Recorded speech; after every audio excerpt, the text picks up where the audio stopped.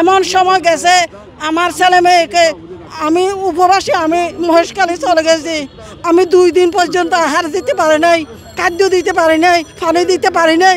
এই ট্রাইব্যুনালে ঘুরতে ঘুরতে এখানে 171 জন 113 জন গ্রেপ্তার আছে এবং 54 জন ইতিমধ্যে বিচারাধীন অবস্থায় মারাই গেছে। এরা প্রত্যেকে বয়োবৃদ্ধ 70, 80, 90 বছর, ইভেন কারো কারো বয়স 100 বছর। এই বয়োবৃদ্ধ মানুষকে টেনে হিঁচড়ে এনে এভাবে অবিচার করছে। হাজব্যান্ড বাদশা মিয়া রাতের 14 সালে রাতের 8টার ধরে নিয়ে আসছে।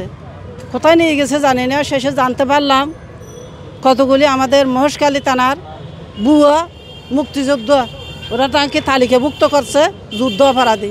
তো ও নির্দোষ, কোনো যুদ্ধ অপরাধী নয়। আমরা তো সপরিবারে জানিও না, কোনো অপরাধও নাই। আমরা সংক্ষিপ্ত নগণ্য মানুষ। আমরা যে চাষবাস করে খাই, আমরা কৃষক, ও সম্পর্কে আমরা কিছু জানিও না, শুনিও নাই। অনর্থক যুদ্ধ অপরাধী বলে প্রায় 8 বছর 3 মাস কারাগারে ছিল। এই কারাগারে আসা যাওয়া আমাদের পক্ষে সম্ভব ছিল না।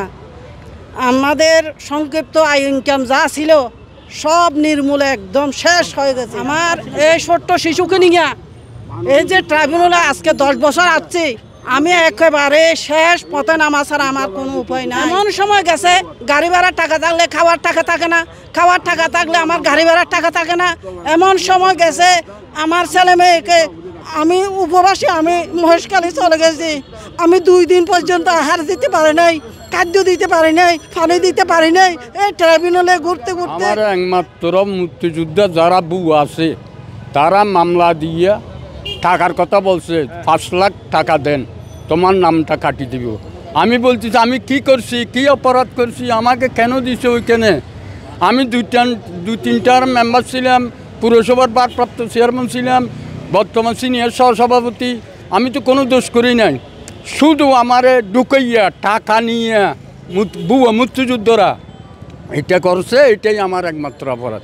আমার অস্তিত্ব নাই। আমাকে রাজাঘাট থেকে বাদ দিবে 5 লাখ টাকা। আমার তো আর্থিক নাই অবস্থা, সেই জন্য দিতে পারি নাই। জেল খাটছি 8 বছর। আমার যা আছে অবস্থা সব মুক্তিযুদ্ধ। 1977 সালে আমার বয়স ছিল 12-13 বছর। আমি মাদ্রাসা পড়তাম এবং জামাত করতাম।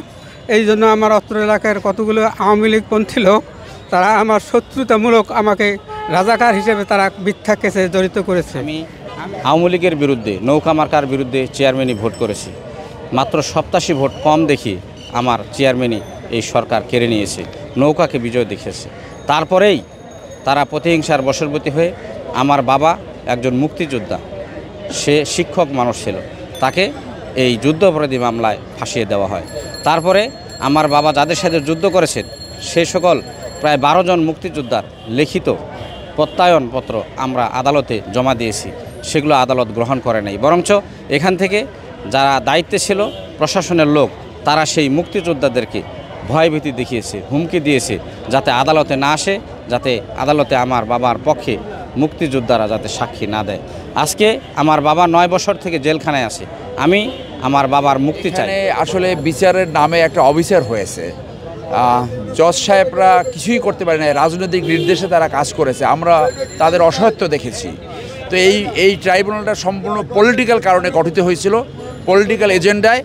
এখানে মামলাগুলোর ন্যায় বিচার হয়নি, অতএব তাদের ইমিডিয়েটলি মুক্তি দেওয়া উচিত বলে আমি মনে করি। দাঁড়িয়েছে তাদের মধ্যে 30টা মামলা বর্তমানে চলমান আছে। ইতিপূর্বে আরও নিষ্পত্তি হওয়া মামলাগুলোতে প্রায় 100 জনের উপরে ফাঁসি, যাবজ্জীবন সহ বিভিন্ন মেয়াদে সাজাভুক্ত আছে।